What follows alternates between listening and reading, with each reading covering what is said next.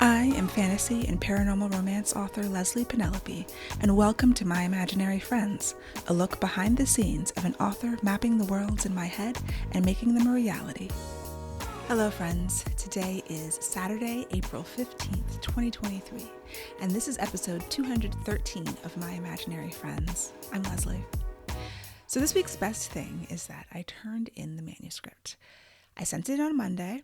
I had spent last weekend reading through things. I had a little punch list of things I wanted to hit before I actually turned it in. So there were little things like there was some world building details that I wanted sprinkled in a little bit more, like a specific closing word. And it's sort of like an amen or selah or so be it, some kind of thing that some of the characters would say at the end of certain sentences. And I realized during the last pass that it only appeared like twice in the book, and so I went back and found where I could put it in like three more times. So it's like 5 times or something like that in the book. There was a term that I was using for world building that I decided wasn't being used enough, and so instead of adding more, I cut it out completely. So it was only being used twice. Same situation, but I was like, not quite working. I'm not threading this word in enough for it to mean, or for the context to be clear when you hear it. So I removed it. And like little things like that I was doing. I ran the first few chapters and the last few chapters through Pro Writing Aid, which is the software that I use. It's sort of like Grammarly that does automatic grammar checks. I got really tired of it. It's hard for me to run a whole book through Pro Writing Aid because it's just so boring. But I at least wanted the beginning to hit, and because I knew the end, I always spend less time on the end of books. Although this time I actually went through the end many times. Like the last week was all reading and rereading the last 10 chapters or so. But still, they're always written more quickly, so I try to focus some of the grammar checking on that because I feel like it's worse. It needs it. It's a little bit less polished. But like to do the whole book in a couple of days. Like if I had an extra week, then I could just split it into chunks and run it all through Pro Writing Aid. But I just didn't have the energy last weekend. So little tweaks like that, then exporting it from Scrivener, which is the writing software, and checking the export to make sure the formatting is correct. I did put epigraphs for every chapter, and so some Scrivener formatting Word document things that I wanted to make sure of. And then I remember hearing years ago on a podcast, some other author talking about they had self-published a book and somehow one of the chapters was missing. Like chapter 3 was just missing and nobody noticed for like months. And so ever since then, I've been completely freaked out about like turning in a book or publishing it with a chapter missing. So I don't read through the entire Word document once I export it, but I looked at every chapter at the beginning and the end, and I compared it to Scrivener, and I sort of went through it in my mind to make sure, because if I had deleted it in Scrivener somehow, checking it, making sure the Word doc matched the Scrivener doc. I mean, the Word doc is not going to be different than the Scrivener document, so it would have had to have been deleted from Scrivener. And so, yeah, just stepping through, okay, this is where this happens and this happens, making sure like everything happens in the right order. The chapters didn't somehow get in the wrong order, which I have 2 different mice that I use on my desk. So I have a trackpad, like a freestanding trackpad, and then a trackball mouse. And I use both hands because I'm ambidextrous with mice. But I've started doing this in the past year. But because of that, sometimes a finger will slip and something weird will happen. So it is possible to accidentally reorder your Scrivener chapters. It's not easy to do, but I've done it before accidentally and noticed right away and changed it. So like little obsessive checks like that is kind of what I do the last couple of days. I'm not really writing new words like that. Like I finished the epilogue on Friday. And so some of it is just on a chapter that I wrote for the first time on Friday, reading it over several times, the Pro Writing Aid thing, all of that. And so then finally it came to the title. Several weeks ago or a couple months ago, my editor had been like, yeah, we have to go back to the drawing board on the title. And I had wanted to put a title on the manuscript. I've never turned in a manuscript that was untitled before, and it felt weird. So I had come up with a list of potential titles, and I chose my top 5 from that. And I was going to put one on the manuscript, but then I was like, let me just send the whole list to her when I send the document to my editor, and she can decide, or we can have another conversation about it. But I'll be like, these are my potentials. So I ended up titling the book the Untitled and then Redacted novel, because though I've been calling it the Black Towns book in public, I mean on the podcast and on the newsletter, that's the only public forum that I have mentioned that. In my mind and among my friends who actually read it, there's another title. But for me to tell you that title would be like A, kind of a spoiler, or B, giving too much away. Like there's a whole part of this book that is the fantastical aspect of it that I haven't been talking about publicly, and I don't want to put in the blurb, and I want it to be like, when you read it, it's like a surprise. So it might be a little bit difficult for the marketing. I don't know. We'll see. We'll see if that holds up, or if that is going to be something that I'm going to have to talk about in the marketing. But for now, it's redacted. So it's Untitled, Black, blank, redacted word novel. And that's what I called it. I don't know why it's important to tell you that, but this is all part of the process for me. So sent it in without a title. And then a couple of days later, I guess this was Thursday. So anyway, to complete the story, my editor acknowledged receipt of it, which is always nice. And I don't have a timeline or anything, but that's totally fine. So yes, big relief, big celebration, turned in the book. I'm really happy with it. I got to the end and just felt like I did what I set out to do. Even though at the beginning of this process, I didn't know what I was setting out to do. I had this kernel of an idea.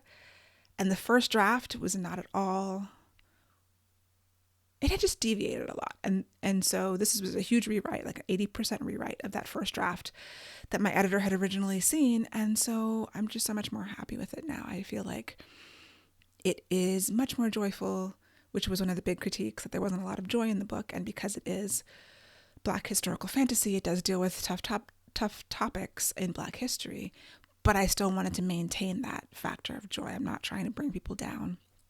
I want people to think and to maybe learn some history that they didn't know, or be inspired to research some things. Although this book to a lesser degree than The Monsters We Defy, but still, like at the end of the day, have an entertaining story that they don't have to be afraid to read. I think I did that. And it was hard, but coming at it from a completely different perspective helped. So I turned in the book, took the week off of writing. I've been sleeping in slightly, doing other things with my morning, mostly like exercising for longer. You know, I started exercising like brief HIIT, high intensity interval training, or like a brief yoga.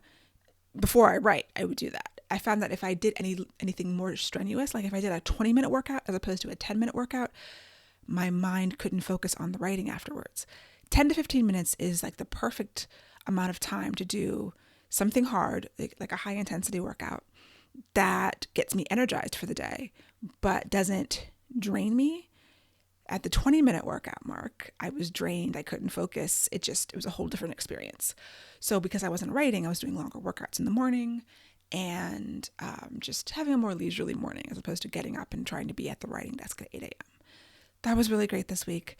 So yeah, then Thursday or so, my editor emails me talking about, we're already, starting to brainstorm ideas for the cover. What ideas do you have for the cover? And I legit have not thought about the cover, like at all. So on that day, I was like, I should start thinking about this. So I created a Pinterest board and was just looking at different covers, trying to get some ideas. I texted my mastermind group. My friend Cerise had an amazing idea for the cover that I was like, yes, outsource your brain to other people. That's a very important thing to do. So I took her idea. I tried to find other covers that had a similar concept to it, and then sent those ideas to my editor, and she really liked it. So that's exciting too. I don't know what the timeline is for that. I mean, it'll be months before I see an actual cover, I'm sure. But the ball is rolling. I think we're in summer of 2024 for a release date. Don't have anything more specific than that. And yeah. Other best things for this week. A lot of good things happened. I got the first royalty statement from Hachette, who is the parent company of Orbit Red Hook, my publisher for Monsters We Defy. And so that book came out in August. These were the royalties from August to December. Yeah, so 4 months. I was like, is that right? So nothing from this year, but from August to December, The Monsters We Defy, sold more copies than Song of Blood and Stone did in like 2 years, which is fantastic. It's amazing. I'm so grateful to everyone who has bought the book, checked out the book. So I haven't earned out yet, but I'm on a good trajectory to earn out if the sales continue.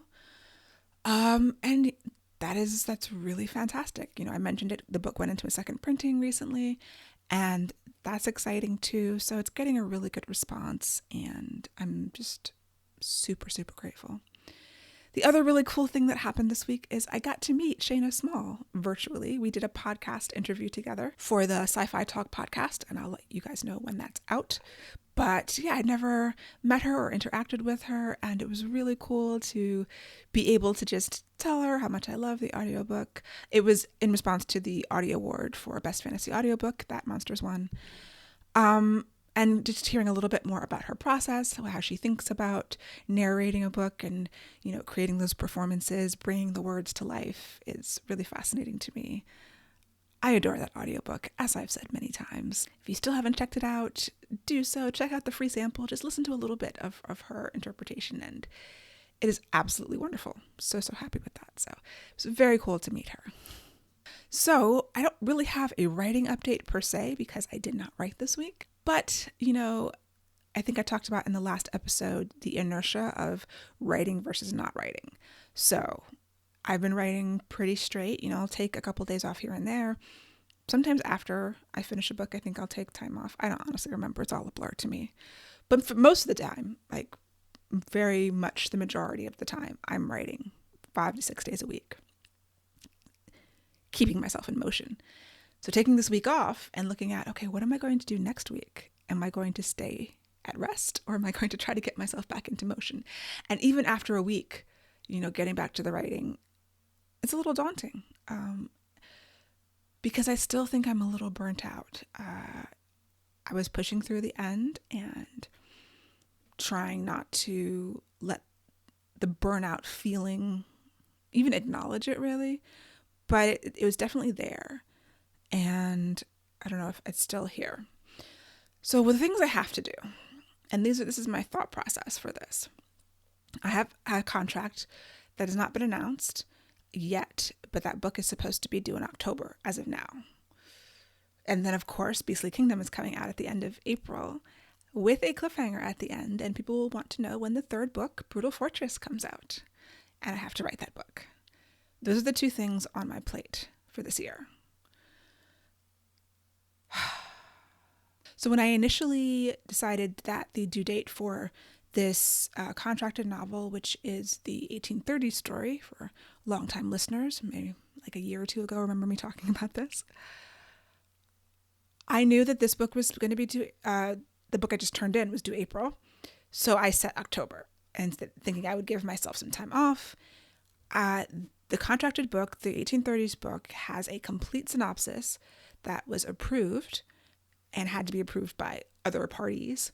And so it's not like what I usually do, where I change my mind halfway through and come up with a different approach. Like, I'm writing to this synopsis. I actually wrote the synopsis, so, I did that part earlier on, and I've written the first few chapters of the book for the proposal so that it got sold. So in my mind, it's not going to be that hard. I said I was going to start writing in June. So when I originally did the schedule for the year, I was like, okay, April, I would have all of April, all of May off, or to do the first draft of Brutal Fortress or something, and then start the 1830s book in June. So June, July, August, September. That's 4 months to write it. Should be plenty of time for that first draft that goes to an editor that then gets developmental edits. That's still the plan. So now the question is what to do with April and May. I cannot start Brutal Fortress right now. I just don't think that is a thing that is going to be healthy for me to do, and then move right on in June to this other book. I could start writing that book earlier, give myself more time, and finish early, and then do Brutal Fortress. Or option C, what's behind door number 3, is what I'm leaning towards, is just doing something else that nobody knows or cares about or has contracted or is asking for, and that will let me rest and just have fun with the writing, just do something for me.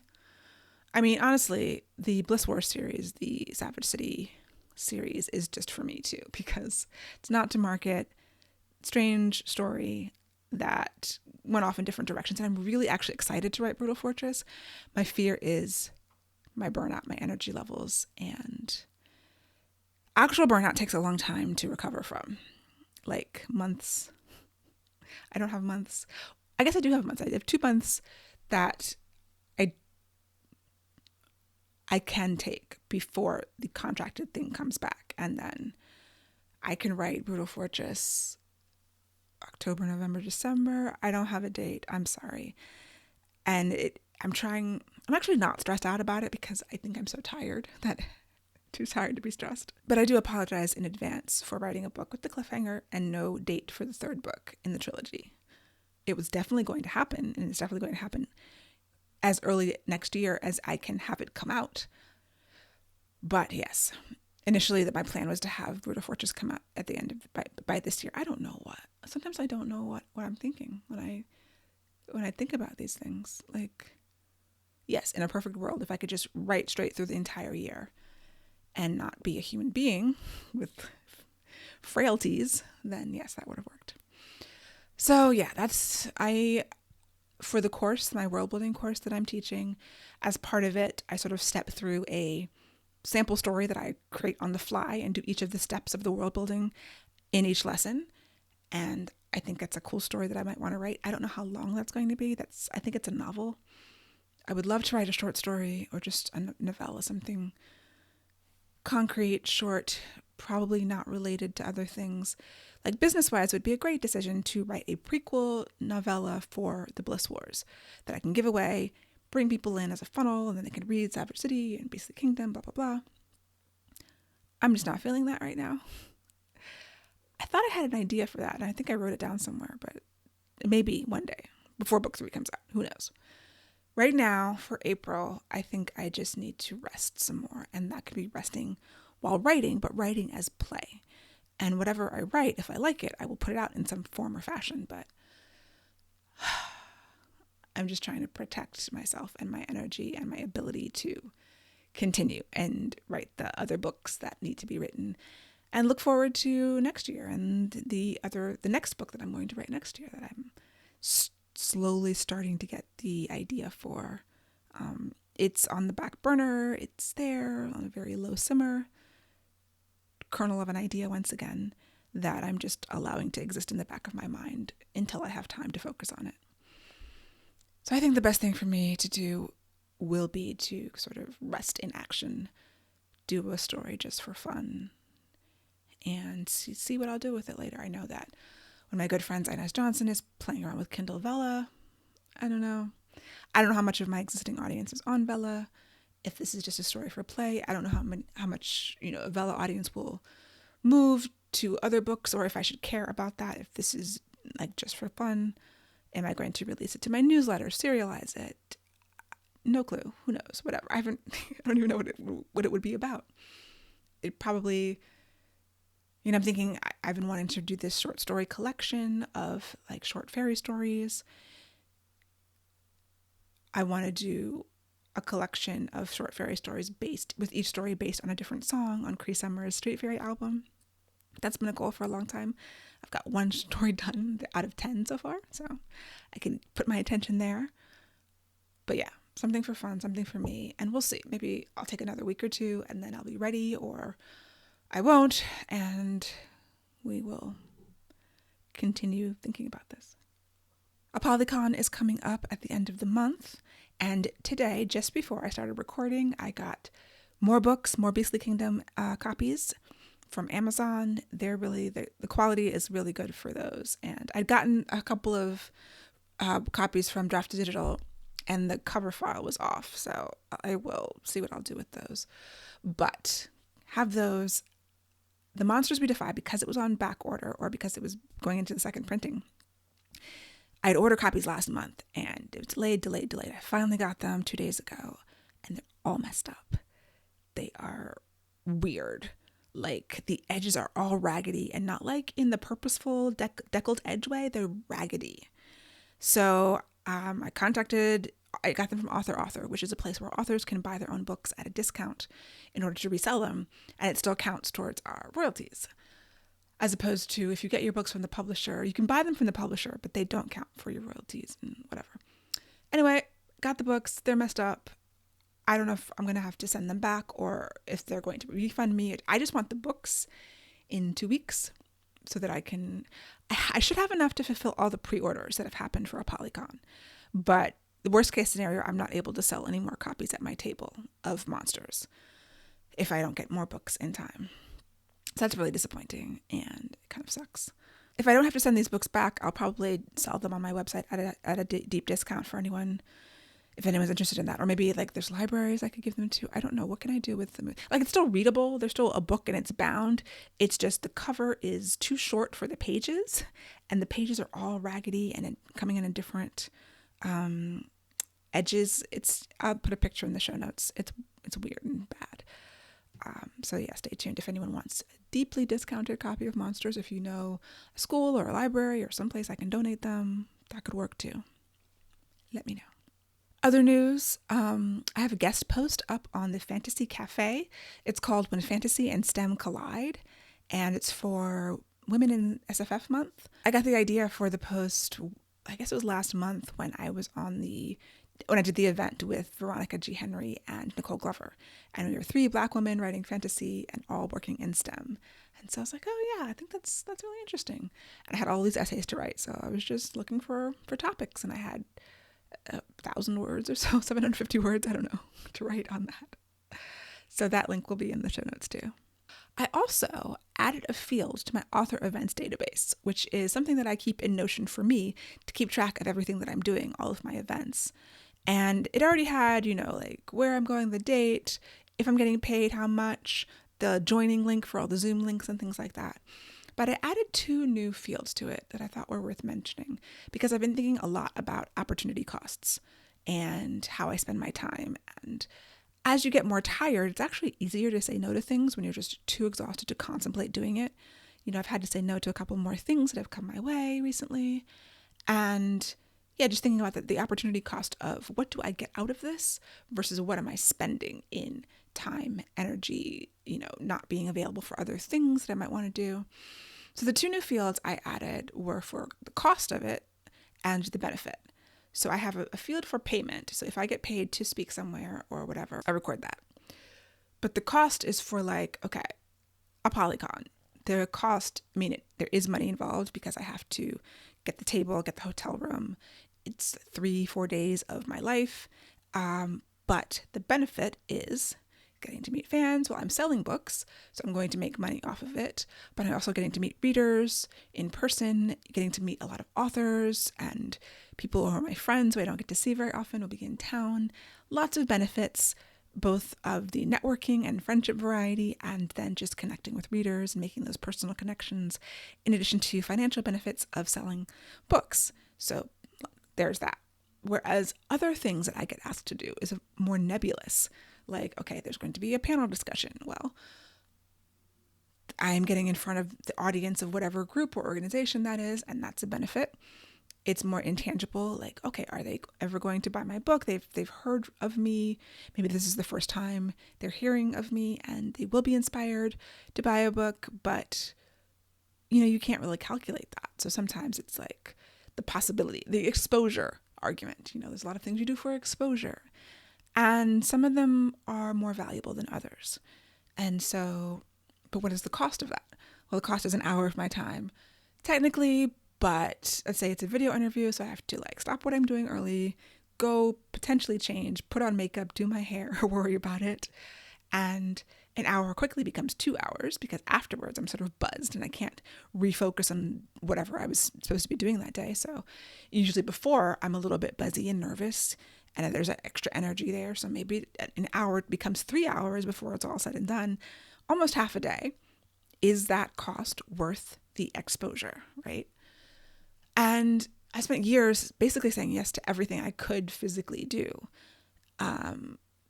And I know a lot of people feel this way. I know a lot of women, a lot of Black women, and women of color, if the opportunity is here, you should take it, because you never know if it's going to not be there. You never know if it's going to be taken away or if you're going to be asked again.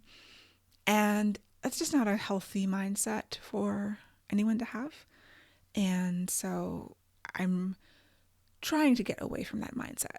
Like, I still want to be out there. I still want to get the books in front of people. I still want to be put in front of people who have never heard of me so that they might. But at the same time, I'm really factoring in the opportunity cost a lot more than I ever have before, because it's easy to say, oh, this will just take an hour of my time. But obviously an hour is not an hour.